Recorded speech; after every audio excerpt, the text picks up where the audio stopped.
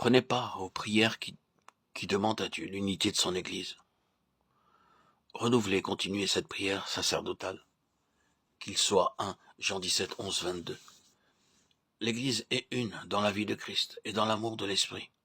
Hélas, elle ne montre pas que ses membres soient un dans l'unité de l'Esprit. De là, la nécessité du commandement. Conservez l'unité.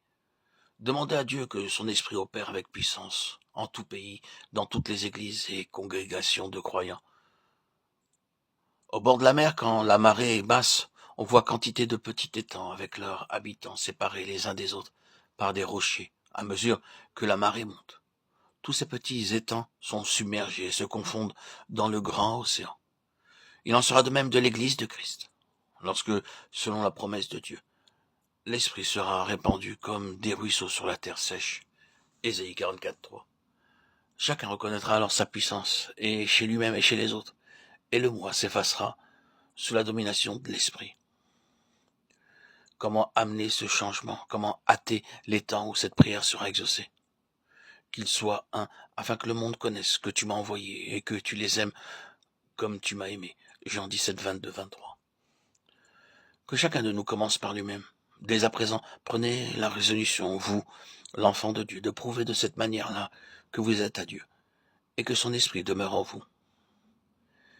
Mais pour le pouvoir, pour vous réunir non seulement à ceux qui sont d'accord avec votre manière de penser et d'agir, mais encore à tous ceux chez qui l'esprit habite, il faut que l'esprit vous domine entièrement, qu'il ait la haute main dans tout ce qui vous concerne et que vous ayez la conviction intime qu'il demeure en vous.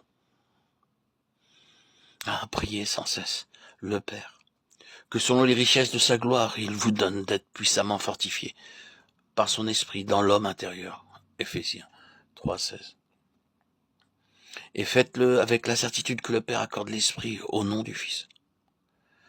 C'est pendant que vous adorerez avec foi au pied du trône de Dieu, et que vous serez ainsi en communion directe avec le Père et le Fils, que l'Esprit prendra possession de vous.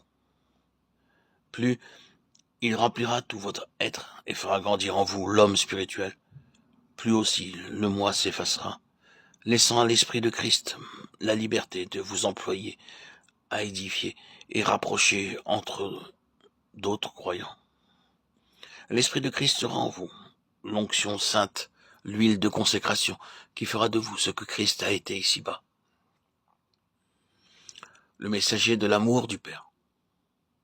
Soit par votre humilité et votre douceur dans la vie de chaque jour, soit par votre support et votre bienveillance au milieu de difficultés et des disputes d'église, soit aussi par votre cordialité, votre sympathie et votre dévouement à aider tous qui en ont besoin.